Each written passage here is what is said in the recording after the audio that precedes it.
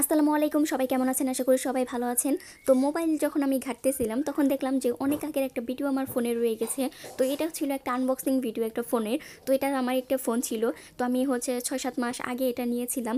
তো এখন যেটা হইছে, তো এই ভিডিওটা আমি তখন দেই নাই, এটা আনবক্সিং ভিডিও। তো ভাবলাম যে এখন যেহেতু দিচ্ছি তাহলে এটা রিভিউ সহ দেই। আর রিভিউটা শেয়ার করি আপনাদের সাথে, আসলে এতদিন ধরে ইউজ করে আমি কেমন সার্ভিস পেলাম বা হচ্ছে কি আসল বিষয় এটার ভিতরে। তো এটা হচ্ছে Vivo X80, খুব মানে ডিমান্ডেড একটা হচ্ছে সেট ছিল এটা। তো এটার জন্য আমি অনেক দিন ওয়েট করেছি, আর হচ্ছে প্রতিনিয়ত রিভিউ দেখতেছিলাম, খুব হচ্ছে ভিডিও দেখতেছিলাম যে কেমন কি হবে না হবে। তো শেষমেশ রিস্ক একটা নিয়ে হচ্ছে আমি ফোনটা নিয়েছিলাম। তো X80 যে ওপরে লেখা আছে, তো এই ছিল আমার ফোনটা। তো নেওয়ার আগে আমি খুব এক্সাইটেড ছিলাম। এটা হচ্ছে একদম ভিডিও কোয়ালিটি আর হচ্ছে পিকচার কোয়ালিটি দেখতে সব কিছু মিলিয়ে আমার কাছে খুবই ভালো লেগেছিল।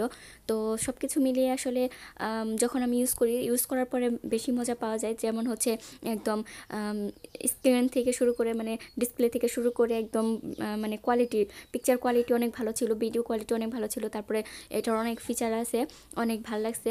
যেহেতু আমি হচ্ছে ভিডিও বেশি দেখি, তার জন্য আমার হচ্ছে এটা আমার কাছে খুবই ভালো লাগে, একটু কার্ভ সিস্টেম।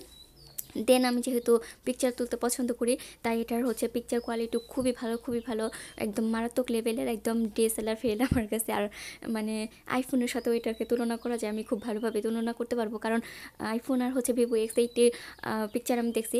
তো আমার কাছে একদম ন্যাচারালি মনে হয়েছে Vivo X80 ফোনের যে পিকচারগুলো।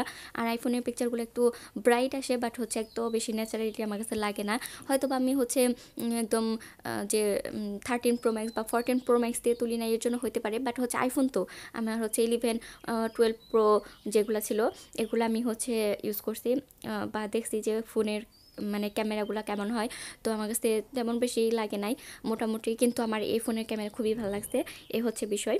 তো তাই ভাবলাম যে আপনাদের সাথে একটু শেয়ার করি।